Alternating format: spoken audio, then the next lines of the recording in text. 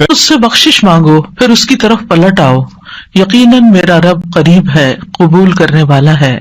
اللہم لک الحمد لا الہ الا انت وحدک لا شریک لک المنان بدیع السماوات والارض ذی الجلال والاکرام۔ اے اللہ، ساری تعریف تیرے لیے ہے، تیرے سوا کوئی الہ نہیں، تو اکیلا ہے، تیرا کوئی شریک نہیں، تو بہت نوازنے والا ہے، تو آسمانوں اور زمین کا پیدا کرنے والا ہے، اے جلال اور اکرام والے رب۔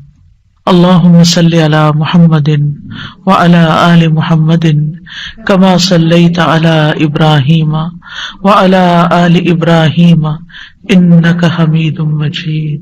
اللہم بارک علی محمد وعلی آل محمد کما بارکت علی ابراہیم وعلی آل ابراہیم انک حمید مجید۔ آج ہم انشاءاللہ رزق میں کشادگی کی دعائیں پڑھیں گے۔ اللہ تعالیٰ نے انسان کو پیدا کیا اور پیدا کرنے کے بعد یوں ہی چھوڑ نہیں دیا، بلکہ انسانوں کی ضروریات بھی پوری کی، انہیں رزق عطا کیا، انہیں زندگی بسر کرنے کے اسباب بھی فراہم کیے۔ سورۃ الروم میں اللہ تعالیٰ فرماتے ہیں، اللہ الذی خلقکم ثم رزقکم ثم یمیتکم ثم یحییکم هل من شرکائکم من یفعل من ذلکم من شیء سبحانہ وتعالی عما یشرکون۔ اللہ وہ ہے جس نے تمہیں پیدا کیا ہے، پھر تمہیں رزق دیا ہے، پھر وہی تمہیں موت دے گا، پھر وہی تمہیں زندہ کرے گا۔ کیا تمہارے شریکوں میں سے کوئی ہے جو ان کاموں میں سے کچھ بھی کرے، یعنی زندگی دے اور رزق دے یا موت دے؟ وہ پاک ہے اور بہت بلند ہے اس سے جو وہ شریک ٹھہراتے ہیں۔ تو اللہ سبحانہ تعالی رازق ہے اور اس کی صفت الرزاق بھی ہے، یعنی بہت زیادہ رزق دینے والا۔ اس نے آسمان و زمین کی تخلیق کے وقت ہی زمین کے اندر معیشت اور رزق کے وہ سارے سامان رکھ دیے تھے جس کی زمین والوں کو ضرورت تھی۔ یعنی جب اللہ تعالیٰ نے زمین کو پیدا کیا تو صرف اس پلانٹ کو نہیں پیدا کیا، بلکہ اس کے اندر اسباب رزق بھی پیدا کر دیے، اور جتنی بھی مخلوقات پیدا کی جو ان گنت ہیں، ہم گن نہیں سکتے۔ یعنی انسان تو انسان، انسانوں کے علاوہ جنات، پھر حیوانات، چرند پرند درندے، چیونٹیاں، کیڑے مکوڑے، سمندر کی مخلوقات جو ان گنت ہیں، جن کی صرف اقسام ہی ان گنت ہیں، تو صرف ان کو پیدا نہیں کیا بلکہ ان سب کے رزق کی جو ضروریات تھی وہ بھی زمین کے اندر رکھ دی۔ اور پھر آپ دیکھیے کب سے یہ زمین بنی ہے اور کب سے اس پر حیوانات موجود ہیں، اور وہ ہر روز کھا رہے ہیں، پی رہے ہیں، اپنی ضروریات پوری کر رہے ہیں۔ سبحان اللہ، یعنی انسان سوچے، اور اگر انسان اس کو شمار کرنا چاہے، گننا چاہے، تو آپ گن نہیں سکتے، آپ امیجن بھی نہیں کر سکتے کہ ہر روز کتنی مخلوق کیا کچھ نہیں کھا جاتی، اور پھر اگلے روز پھر، اور پھر دن میں صرف ایک بار نہیں، انسان تو حیوانوں سے بھی زیادہ کئی بار کھاتے ہیں، اور اللہ تعالیٰ دے رہا ہے اور دے رہا ہے اور دے رہا ہے، ہزاروں سال سے یہ سلسلہ چل رہا ہے، اور وہ سارے اسباب معیشت زمین کے اندر ہیں۔ یعنی ایسا نہیں کہ وہ کچھ کھا لیے تو پھر ختم ہو گئے، جیسے آپ اپنی فریج میں سے کچھ نکال لیں تو پھر دوبارہ تو وہ نہیں ملے گا جو آپ نے نکال لیا، لیکن اللہ کی زمین کے اندر جو کچھ ہے وہ آپ نکالتے جا رہے ہیں، اور پھر اللہ تعالیٰ دوبارہ ان میں سے پیدا کرتا چلا جا رہا ہے۔ نہیں، ایک ٹری جو آج ہمیں نظر آتا ہے، معلوم نہیں اس کے پیچھے کتنی ہی چین ہے ٹریز کی کہ جن کا یہ بچہ ہے جو آج ہمیں نظر آ رہا ہے۔ تو یہ اللہ سبحانہ تعالیٰ ہی کی قدرت ہے اور اس کی طاقت ہے اور اس کی پلاننگ ہے۔ اسی لیے ہم جب رب کا لفظ استعمال کرتے ہیں تو ہم کیا کہتے ہیں؟ خالق، پیدا اس نے کیا، مالک بھی وہی، مدبر بھی وہی، رازق بھی وہی۔ یعنی رب کے اندر رازق کا لفظ بھی آتا ہے، یعنی اللہ تعالیٰ کی صفت رزق بھی آتی ہے کہ اس نے صرف پیدا نہیں کیا، صرف وہ مالک ہی نہیں ان چیزوں کا، بلکہ ان کی پلاننگ بھی کرتا ہے، مدبر ہے، اور پھر اس کے ساتھ ساتھ اس نے ان سب کے رزق کا بھی اہتمام کیا، اور رزق تو ایک چیز ہے، اور بھی تمام ضروریات کا اہتمام کیا ہے۔ سورۃ ہود میں آتا ہے وَمَا مِن دَابَّةٍ فِي الْأَرْضِ إِلَّا عَلَى اللَّهِ رِزْقُهَا، زمین میں چلنے والا کوئی جاندار ایسا نہیں مگر اس کا رزق اللہ ہی کے ذمہ ہے۔ وہ پرندوں کو ان کے گھونسلوں میں، درندوں کو ان کی گھات میں، مچھلیوں کو سمندر کی تہہ میں، چیونٹیوں کو ان کے بلوں میں رزق فراہم کر رہا ہے. اور رزق کا مالک بھی صرف وہی ہے. سب کچھ اس کے ہاتھ میں ہے، سب کچھ اس کے اختیار میں ہے. وہ جس کے لیے چاہتا ہے رزق کشادہ کر دیتا ہے، اور جس کو چاہتا ہے نپا تلا دیتا ہے، جس کے لیے چاہتا ہے تنگ کر دیتا ہے. ان اللہ یرزق من یشاء بغیر حساب. لیکن بندوں کے لیے حکم کیا ہے کہ وہ نکلیں، رزق کی تلاش کریں، اللہ سے رزق طلب کریں. فابتغوا عند اللہ الرزق واعبدوہ. سو تم اللہ ہی کے ہاں رزق تلاش کرو اور اسی کی عبادت کرو. حیوانات رزق کی تلاش میں نکلتے ہیں، پرندے اپنے گھونسلوں سے نکلتے ہیں، چیونٹیاں بلوں سے نکلتی ہیں، اور اسی طرح باقی مخلوقات بھی اپنے رزق کی تلاش میں سارا دن مارے مارے پھرتی ہے. صبح خالی پیٹ نکلتے ہیں اپنے گھونسلوں سے پرندے، اور رات کو پیٹ بھرے واپس لوٹتے ہیں. لیکن پیٹ بھرنے کے لیے ان کو محنت کرنی پڑتی ہے اور کوشش اور بھاگ دوڑ کرنی پڑتی ہے، جو وہ سارے کر رہے ہوتے ہیں. تو انسان کے لیے بھی لازم کیا ہے کہ اللہ کو الرازق سمجھتے ہوئے اس کے ساتھ ساتھ کوشش کرے، محنت کرے، بھاگ دوڑ کرے، اور پھر اس کے بعد اس کی عبادت کے لیے بھی وقت نکالے. پرندوں کی تو تسبیح کافی ہے، لیکن انسان کو عبادت کے مختلف طریقے سکھائے گئے ہیں. اس سلسلے میں آج کی دعا سورۃ المائدہ میں اللہ تعالیٰ فرماتے ہیں، قال عيسى ابن مريم اللهم ربنا أنزل علينا مائدة من السماء تكون لنا عيدا لأولنا وآخرنا وآية منك وارزقنا وأنت خير الرازقين. عیسیٰ ابن مریم نے کہا، اے اللہ، اے ہمارے رب، تو ہم پر آسمان سے ایک خوان اتار جو ہمارے پہلوں اور پچھلوں کے لیے عید ہو جائے، اور تیری طرف سے ایک نشانی ہو، اور ہمیں رزق عطا فرما، اور تو سب سے بہترین رازق ہے. اس آیت میں عیسیٰ علیہ السلام کے زمانے میں ایک خاص واقعے کی طرف اشارہ ہے. عیسیٰ علیہ السلام نے جب لوگوں کو اللہ تعالیٰ کی طرف بلایا تو حواریوں نے اس پر لبیک کہا، آپ پر ایمان لائے، اور ایمان میں مزید اطمینان کے لیے عیسیٰ علیہ السلام سے کہا کہ کیا آپ کا رب یہ کر سکتا ہے، اس میں یہ قدرت ہے کہ ہم پر آسمان سے تیار شدہ کھانا اتارے. یعنی ویسے تو اللہ تعالیٰ زمین سے رزق دے ہی رہا ہے، تو ہم چاہتے ہیں کہ وہ آسمان سے ہمارے لیے کھانے کے لیے ریڈی ٹو ایٹ ہمارے لیے ایک خوان اتارے، یعنی پورا دسترخوان نیچے آئے. تو عیسیٰ علیہ السلام نے انہیں اس مطالبے سے روکا اور اللہ سے ڈرایا، کیونکہ یہ ایک طرح کا معجزہ تھا، اور معجزہ طلب کرنے کے بعد اگر کوئی شخص اللہ تعالیٰ کی بات نہیں مانتا تو پھر اس کی سزا بہت سخت ہے. لیکن حواریوں نے اپنے مطالبے کی 3 وجوہات بتائیں کہ ہم کیوں چاہتے ہیں کہ ہمارے ساتھ ایسا ہو. ایک یہ کہ ہم فکر معاش سے آزاد ہو کر، یکسو ہو کر اللہ کی عبادت کریں. دوسرے یہ کہ ہمیں یقین حاصل ہو جائے کہ آپ جو کچھ ہمیں کہہ رہے ہیں کہ یہ اللہ کی طرف سے ہے، وہ بالکل سچ ہے، حقیقت ہے، اور اللہ واقعی ہر چیز پر قدرت رکھتا ہے. اور تیسرے یہ کہ جب وہ دسترخوان نازل ہو تو پھر ہم سب خوش ہو جائیں. ظاہر ہے کہ اللہ کی طرف سے جو کھانا آئے گا تو اس کا تو پھر کیا ہی لطف ہوگا اور کیا ہی اس کا حساب ہوگا. تو ہم اس دن کو پھر خوشی کا دن بنا لیں، ہماری عید کا دن بن جائے، اور پھر ہم آئندہ بھی اس دن کو یاد رکھتے ہوئے ہر سال عید منایا کریں. جب ان کا یہ مطالبہ سنا تو عیسیٰ علیہ السلام نے نہایت عاجزی کے ساتھ اللہ رب العزت سے دعا کی.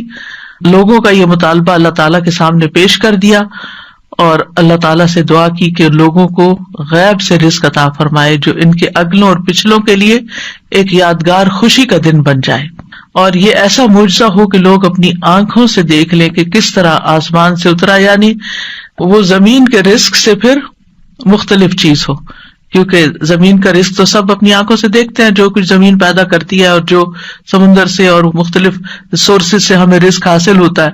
لیکن یہ جو آسمان کا رزق ہے آبویسلی یہ زمین کے رزق سے مختلف ہوگا، تو اس سے ہمارا ایمان بڑھ جائے گا. تو عیسیٰ علیہ السلام نے عرض کی قال عیسی ابن مریم اللہم ربنا. آپ دیکھیے دعاؤں میں یا اللہم آتا ہے یا ربنا آتا ہے.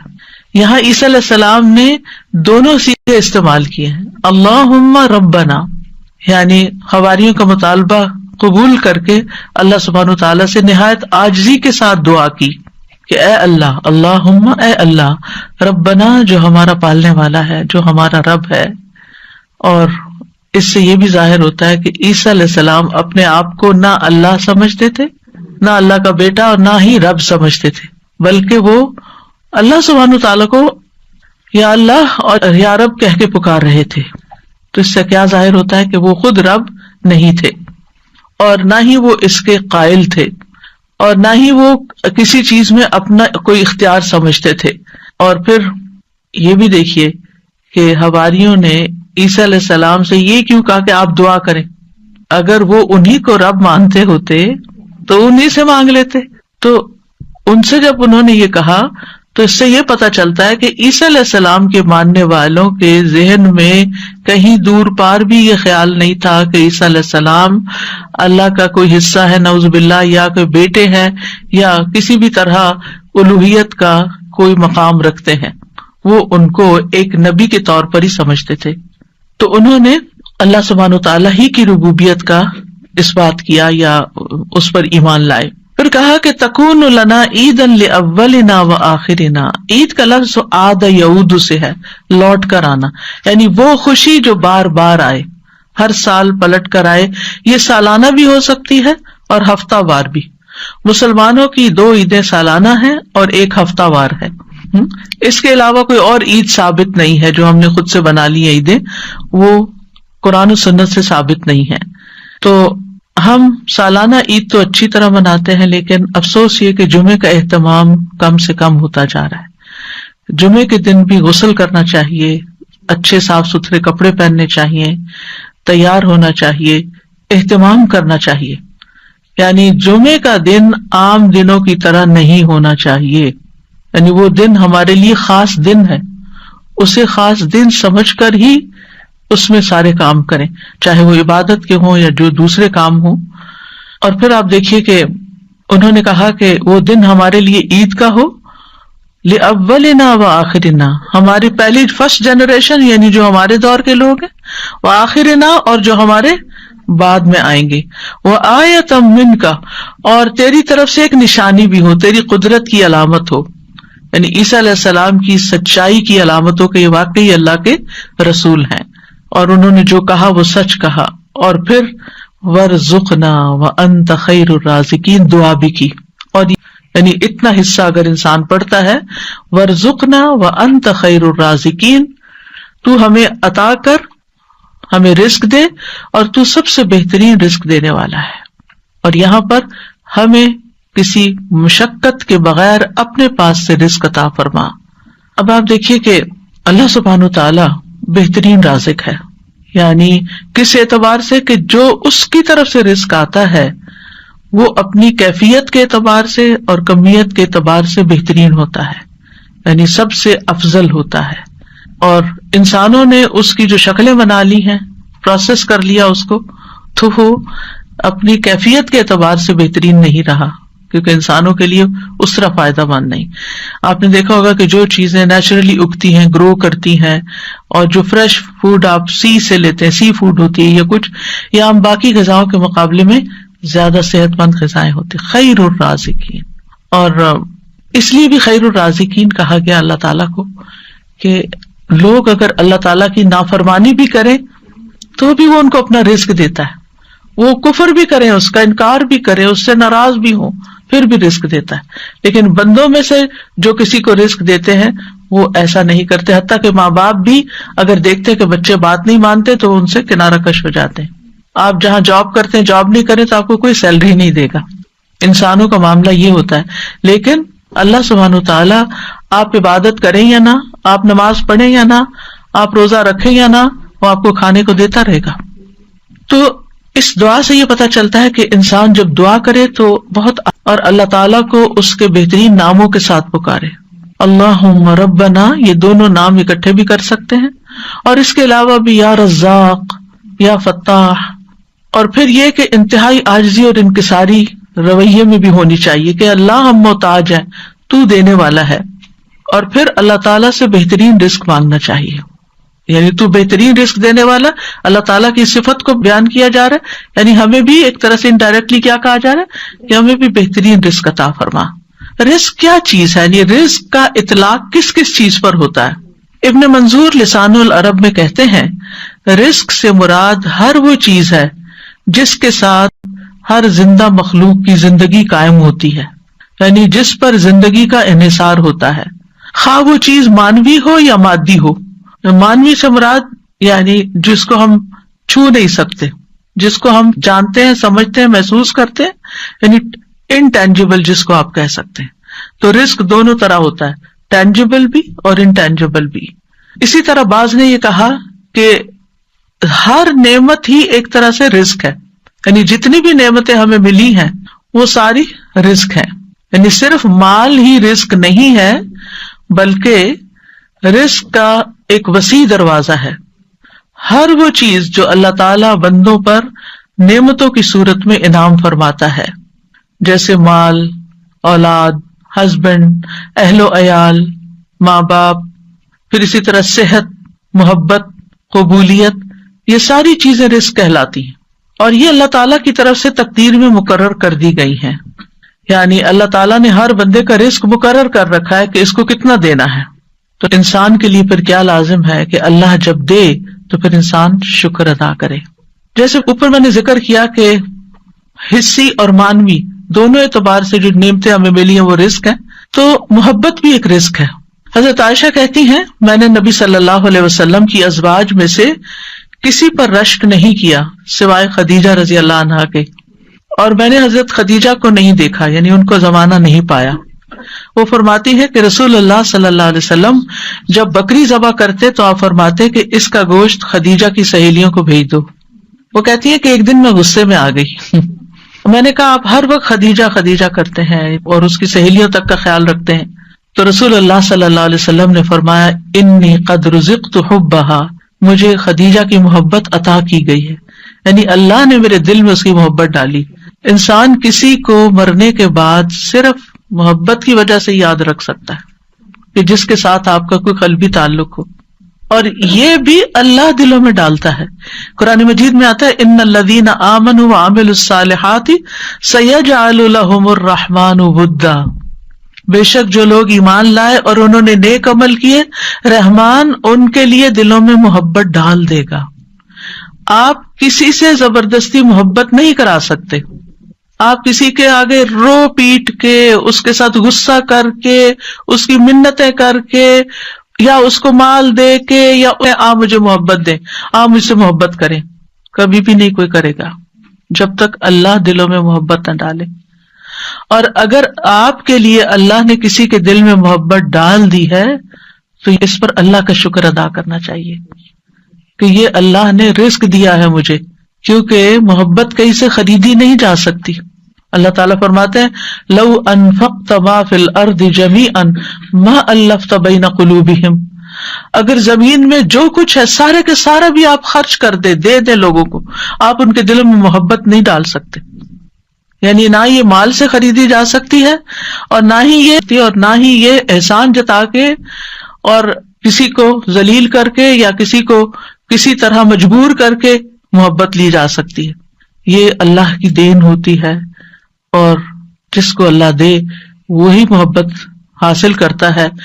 اور اس کے پیچھے بھاگنا نہیں چاہیے، بھاگنا چاہیے اللہ کی رضا کے کاموں میں، اور نہ اس بات کی فکر کرنی چاہیے میری ماں مجھ سے محبت کرتی ہے کہ نہیں، کیونکہ کچھ بچوں کو ساری زندگی یہی یقین نہیں آتا کہ ماں محبت کرتی ہے. شوہر مجھ سے محبت کرتا ہے کہ نہیں، ساری زندگی شک میں پڑی رہتی ہیں، حتیٰ کہ بیمار پڑ جاتی ہیں. بعض مجھے پتا چلا کہ ان کا دماغ چل گیا صرف اس بات پہ کہ ہسبینڈ مجھ سے وہ محبت نہیں کرتا جو مجھے چاہیے، اور اس کی وجہ سے مزری، دنیا کی ہر نعمت ہے اس کے پاس، لیکن اب وہ ایک طرح سے ذہنی مریض بن گئی خاتون. وہ تو خیر ایک سیویئر کیس ہو گیا نا، لیکن اس سے نچلے درجے پر کسی نہ کسی ڈگری، کسی نہ کسی لیول پر ہر شخص کو یہ شکوہ رہتا ہے، اور اس سے باہر نکلنا چاہیے. کیونکہ انسان اس سے اپنی صلاحیتیں کھو دیتا ہے. انسان کی پروڈکٹیوٹی ماری جاتی ہے جب انسان لوگوں کی محبت کا یا تو دیوانہ ہوتا ہے اور یا وہ اس کا فقیر بن جاتا ہے, یا اس کو یہ پریشانی لگ جاتی ہے کہ کوئی مجھ سے محبت کیوں نہیں کرتا, کیونکہ اس پریشانی